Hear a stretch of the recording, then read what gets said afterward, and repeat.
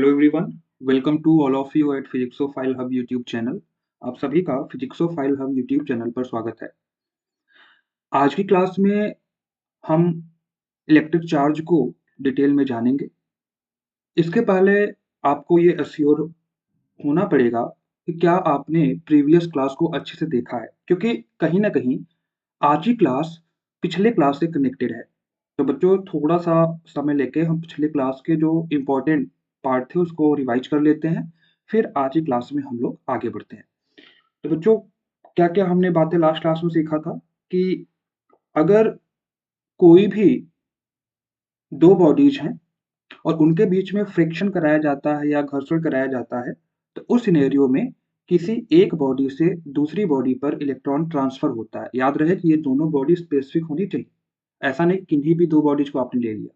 ये हमने last class में देखा था कि फ्रिक्शन हमेशा उन्हीं दो बॉडीज के बीच में कराने पर उनको चार्ज करता है, जब उन दोनों बॉडीज के बीच में जो इलेक्ट्रोनेगेटिविटी है, वैद्युत ऋणात्मकता है, उसका डिफरेंस हो, एक का ज्यादा हो एक का कम हो। तो इस सिनेरियो में जिसका कम रहता है वो इलेक्ट्रॉन को त्यागता है, इलेक्ट्रॉन को लूज करता है, और जिसका ज्यादा रहता है वो इलेक्ट्रॉन को गेन करता है, इलेक्ट्रॉन को ग्रहण करता है। इतना सभी को क्लियर है? तो जब हम दो स्पेसिफिक बॉडीज का आपस में फ्रिक्शन कराते हैं, घर्षण कराते हैं, तो जो बॉडी इलेक्ट्रॉन को लूज करता है वो पॉजिटिवली चार्ज होता है, और जो बॉडी इलेक्ट्रॉन को गेन करता है वो निगेटिवली चार्ज होता है। कहने का मतलब यह है कि जो लूज करेगा तो डेफिनेटली उसके अंदर इलेक्ट्रॉन कम होंगे, तो जो जिसके अंदर डिफिशियंसी ऑफ इलेक्ट्रॉन होता है, इलेक्ट्रॉन की कमी होती है, वो हमेशा उतना ही पॉजिटिवली चार्ज होता है। और जिस बॉडी के अंदर इलेक्ट्रॉन का एक्सेस होता है, इलेक्ट्रॉन की अधिकता होती है, उस बॉडी पर उतना ही नेगेटिवली चार्ज होता है। एक्सेस हमेशा नेगेटिवली चार्ज को शो करता है और डिफिशियंसी हमेशा पॉजिटिवली चार्ज को शो करता है। तो ये सारी बातें हमने लास्ट क्लास में बहुत। तो बच्चों, आज की क्लास में हम इलेक्ट्रिक चार्ज को पढ़ने से पहले कुछ और बातों को जान लेते हैं। जैसे कि जो ऑब्जेक्ट होते हैं ये कितने टाइप्स के होते हैं। तो बच्चों, जो ऑब्जेक्ट होते हैं, types of object, types of object on the basis of free electron, मुक्त इलेक्ट्रॉन के आधार पे जो ऑब्जेक्ट के टाइप्स हैं वो कितने होते हैं। तो बच्चों, मुक्त इलेक्ट्रॉन या फ्री इलेक्ट्रॉन के बेस पे जो ऑब्जेक्ट के टाइप होते हैं वो होते हैं 4। कौन कौन से? पहला है बच्चों कंडक्टर, जिसको हम बोलते हैं चालक। दूसरा है इंसुलेटर, जिसको हम बोलते हैं अचालक।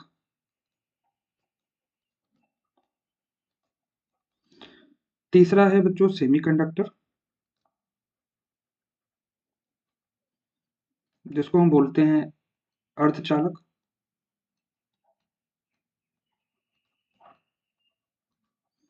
और बच्चों चौथा है सुपर कंडक्टर,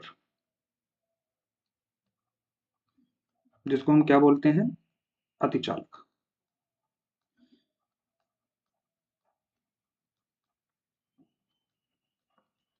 तो जो ऑब्जेक्ट होते हैं बच्चों ये 4 टाइप्स के होते हैं। Type number 1, type number 2, type number 3 और टाइप नंबर 4। जो कंडक्टर्स होते हैं इनके अंदर फ्री इलेक्ट्रॉन प्रेजेंट होता है। कौन प्रेजेंट होता है? फ्री इलेक्ट्रॉन प्रेजेंट होता है, मतलब मुक्त इलेक्ट्रॉन इन वस्तुओं के अंदर होते हैं। दैट्स वाई ये अपने अंदर से करंट का फ्लो होने देते हैं, करंट को अलाउ करते हैं। तो वो ऐसे मटेरियल जिसके अंदर फ्री इलेक्ट्रॉन प्रेजेंट होते हैं और जो जिसके अंदर करंट का फ्लो पॉसिबल हो पाता है, करंट का फ्लो पॉसिबल हो पाता है, वो सारे मटेरियल हमारे कैसे मटेरियल होते हैं? कंडक्टिंग मटेरियल होते हैं, चालक वस्तुएं होती हैं या कंडक्टर्स होते हैं।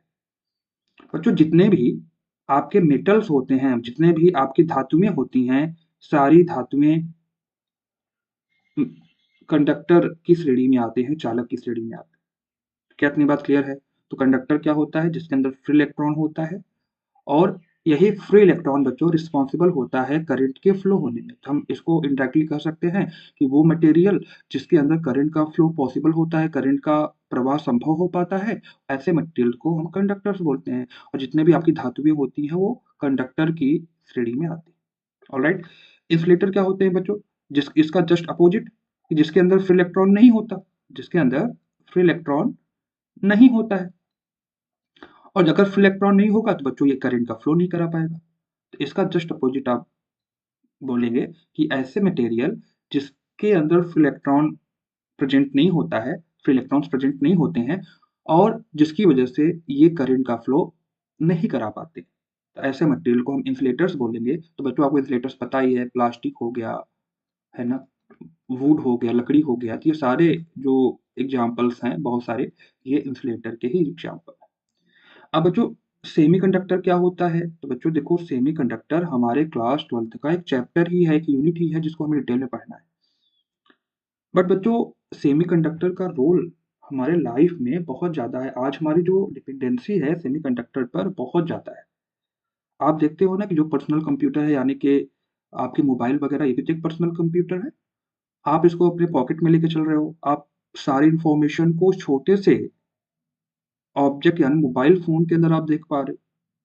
तो जब आपने पहली बार कभी कंप्यूटर पढ़ा होगा, तो आपने जनरेशन ऑफ कंप्यूटर के अंदर जो फर्स्ट जनरेशन आपने देखा होगा, जो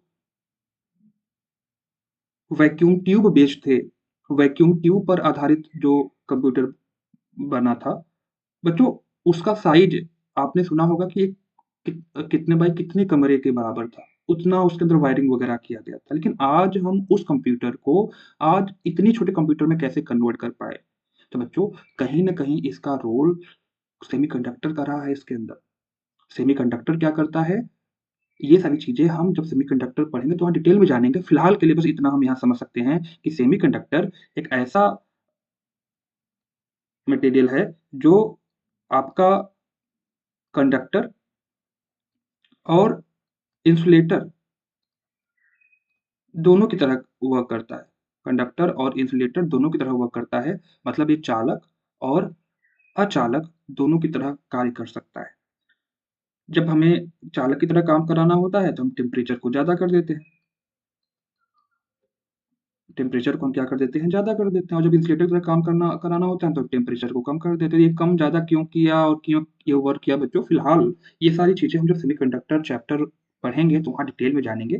फिलहाल आप जब सेमीकंडक्टर, बस आपको इतना ही जानना है कि सेमीकंडक्टर वो मटेरियल्स हैं जो कंडक्टर और इंसुलेटर दोनों की तरह वर्क कर सकते हैं। On increasing the temperature, it works like conductor, and on decreasing the temperature, it works like insulator.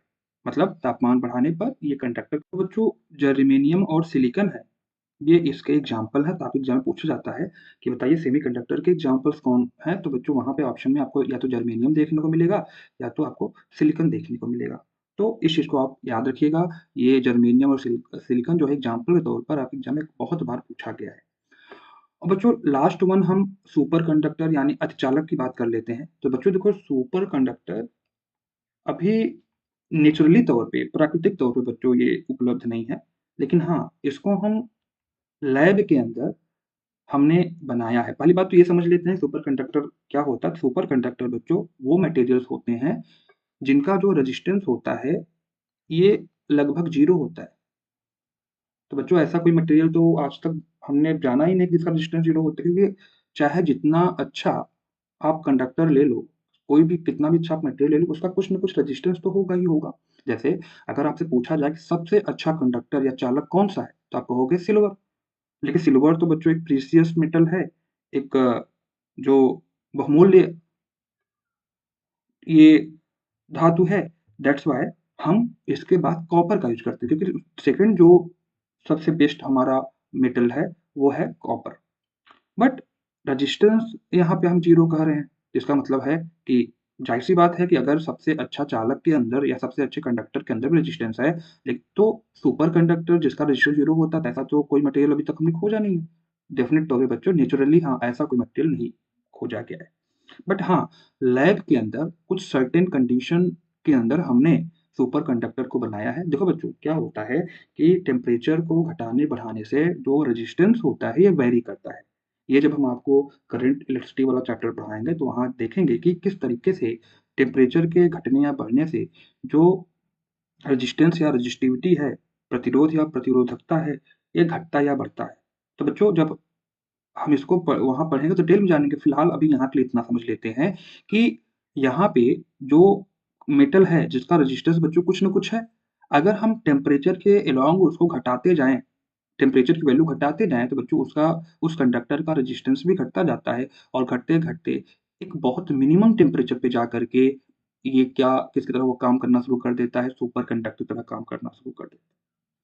क्या इतनी बात सभी क्लियर है? सुपर कंडक्टर कहीं और से नहीं बनाया गया है, बल्कि इसको मेटल या धातु की सहायता से ही बनाया गया है। बस फ़र्क इतना है बच्चों कि हमने मेटल के टेम्परेचर को काफ़ी ज़्यादा कम किया है और कम करते-करते एक स्पेसिफ़िक टेम्परेचर पर ये इसका जो रेजिस्टेंस है 0 हो जाता है और जैसे ही रेजिस्टेंस का 0 हो जाता है, वैसे ही किसकी तरह काम करना शुरू कर देता है, सुपर कंडक्टर की तरह काम करना शुरू कर देता है। तो बच्चों, क्या लैब के अंदर ऐसा कोई एग्ज़ाम्पल हम देख सकते हैं? तो बिल्कुल हाँ बच्चों, देख सकते हैं।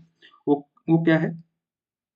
जो आपका मरकरी होता है Hg, जिसको हम मरकरी बोलते हैं, इसको हम तांबा भी बोलते हैं, नहीं तांबा नहीं, पारा, तो इसको हम पारा भी बोलते हैं और जो मरकरी होता है बच्चों लगभग 4.2 या 4.4 डिग्री केल्विन पर किसकी तरह वर्क करना शुरू कर देता है बच्चों? या सुपर कंडक्टर की तरह वर्क करना शुरू कर देता है। तो इस एग्ज़ाम्पल को आप लोग याद रखिएगा। तो क्या बच्चों आपको टाइप्स ऑफ ऑब्जेक्ट समझ में आ गया कि कितने तरह के होते हैं? 4 टाइप्स के होते हैं। सबकी क्या स्पेसिफिक प्रॉपर्टीज़ वगैरह है वो भी हमने यहाँ पे देख लिया। बट जो